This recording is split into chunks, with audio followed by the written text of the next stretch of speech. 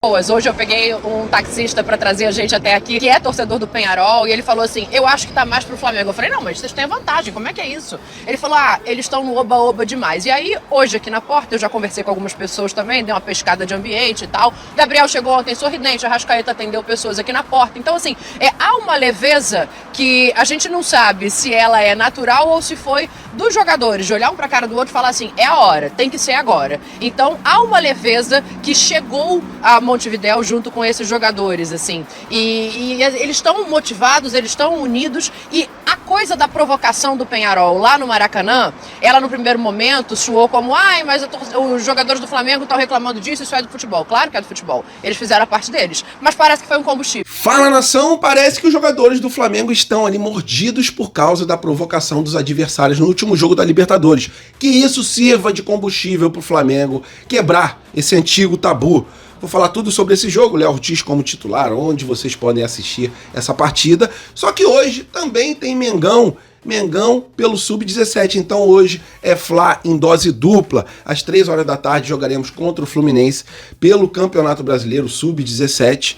Vou falar onde vocês podem assistir essa partida, o provável time do Flamengo que entrará em campo e qual o resultado que o Flamengo precisa para passar para as semifinais. Sobre a Copa do Brasil, o Flamengo fez um pedido especial para a CBF e sobre o Mundial de Clubes, a FIFA reafirma que o Flamengo realmente foi o primeiro campeão do mundo. Essas e outras vocês encontram agora na Flageral TV, mas antes disso, se puderem, por favor, deixe seu like, se inscreva no canal e vamos para as notícias, que é o que interessa. Isso aqui é Flamengo! E hoje, nação, tem Flamengo em dose dupla. Vamos jogar contra o Peñarol à noite, mas à tarde jogaremos pelas quartas de final do Campeonato Brasileiro Sub-17.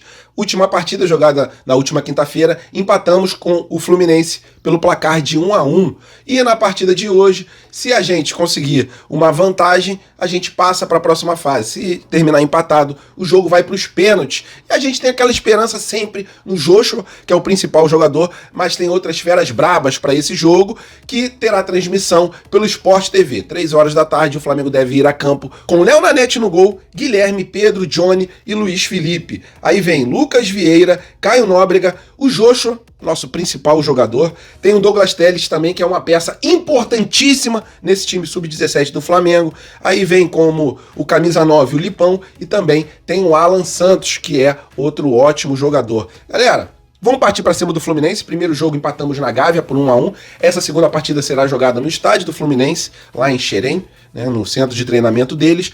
E caso o jogo termine em empate, a partida vai para os pênaltis. Se tiver algum vencedor, esse vencedor passa para a próxima fase. Vamos para cima deles, né? O time Sub-20 ele foi eliminado do Campeonato Brasileiro, mas temos o time Sub-17, né?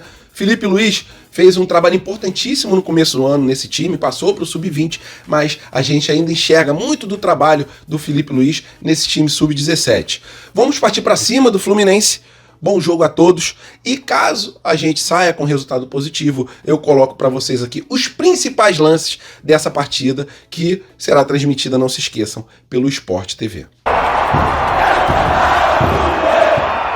E tentando se proteger da covardia da CBF em relação às datas FIFA e o próprio campeonato organizado pela CBF, que é a Copa do Brasil, o Flamengo enviou um ofício à Confederação Brasileira de Futebol pedindo ali uma alteração na data de jogo do Campeonato Brasileiro para ser antecipado, para que a gente jogue contra o Corinthians numa data um pouquinho mais para frente, nessa semifinal, a partida principalmente de volta, porque o Brasil vai jogar dia 15/10, às 10 horas da noite, então o jogo só termina dia 16, e a princípio o jogo do Flamengo contra o Corinthians seria na data do dia 17, então os jogadores convocados teriam mais ou menos um dia e algumas horas para poder se recuperarem para uma partida importantíssima, a semifinal de Copa do Brasil, né?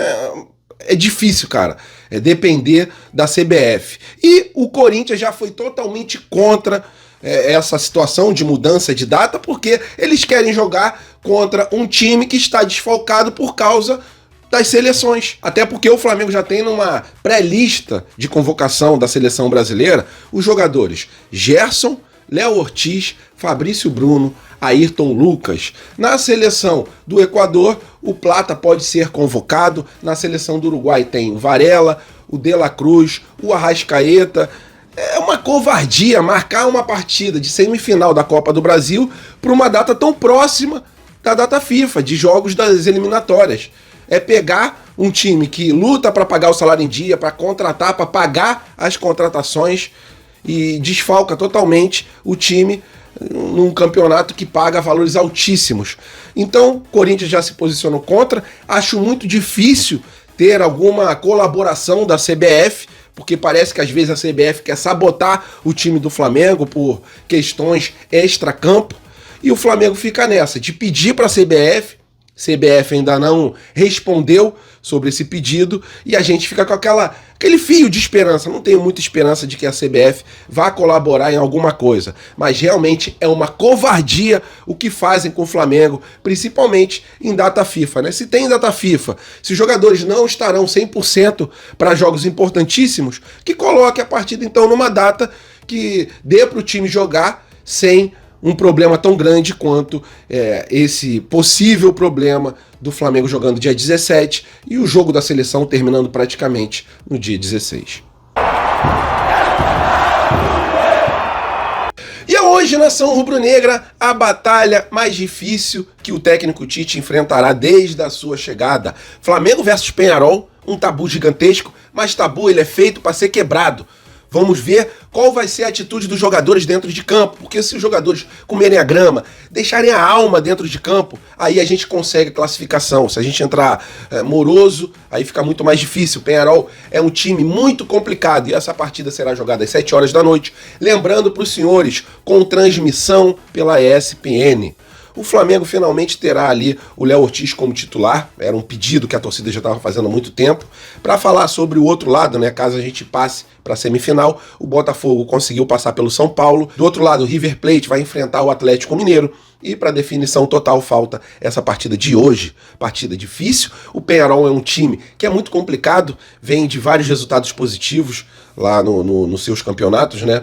Goleada com o time titular, vencendo também com o time reserva. Então eles estão embalados, mas é aquilo. O Flamengo já se superou várias vezes na história e hoje pode ser mais um dia de superação. Vamos ver como entrarão, né? Como estará o espírito dos jogadores na hora que entrar dentro de campo, porque será realmente uma batalha épica e dificílima.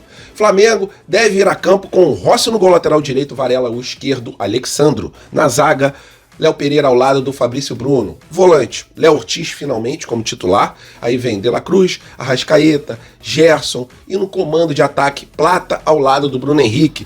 Lembrando mais uma vez, cara, o Plata é um típico jogador que pode fazer diferença nesse jogo, né? Ele chuta muito bem de fora da área, é um jogador que tem muita força física e a gente precisa muito do seu futebol, assim como também do Bruno Henrique, que é um jogador que está improvisado como centroavante, né? Tem o Gabigol, muitos relatos estão dizendo que o Gabigol está querendo, está indo para os treinos ali com um foco total, com uma esperança de ter mais oportunidades no time do Flamengo. Vamos ver se o Tite colocará o jogador durante o jogo, mas a gente precisa, independente dos jogadores que estiverem dentro de campo, raça, determinação, vontade na hora de dividir as bolas, não ter medo, né? Porque o Peñarol sempre tenta impor ali uma situação de que o time adversário fique receoso, com aquela pressão.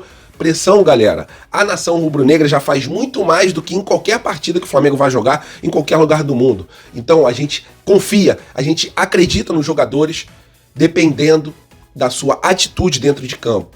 Tudo passará pelo jeito que o Flamengo vai jogar, pela determinação, pelo foco dos jogadores nessa partida, que para mim terminará com 2-0 para o time do Flamengo, com gol do Plata, outro gol do Arrascaeta, e vamos para cima do Peñarol. É um jogo realmente muito complicado. O Peñarol não vai se expor muito, mas também não vai ficar jogando o tempo inteiro na própria zaga. Então, galera, paciência, toque de bola, não vamos dar brecha, né, para levar aquele contra-ataque maroto, contra-ataque que volta e meia dá problema para o time do Flamengo. O time do Tite tem que tomar menos gols e se a gente passar ali zerado e conseguir fazer pelo menos um, levamos para os pênaltis. Com 2 gols de diferença, o Flamengo se classifica.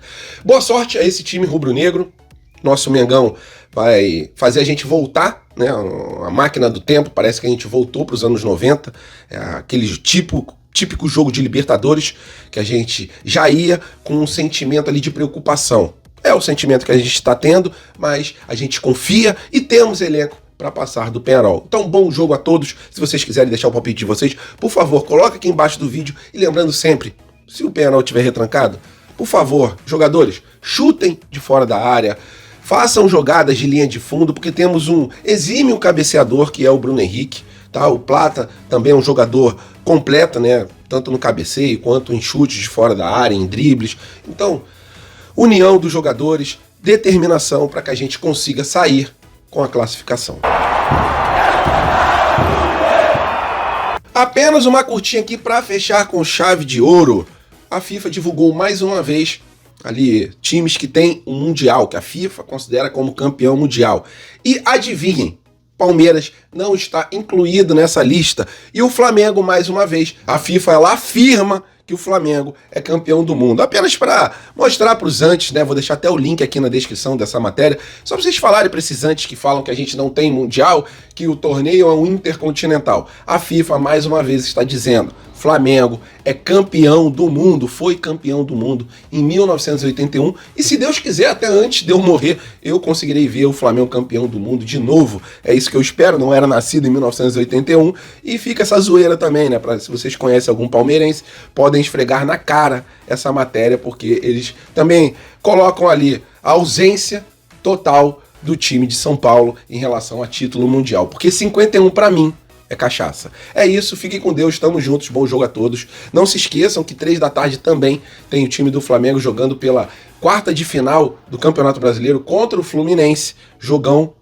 que vai ter transmissão pela Sport TV, e às 7 horas da noite Flamengo versus Penharol. Tamo juntos, fiquem com Deus, até a próxima e fui!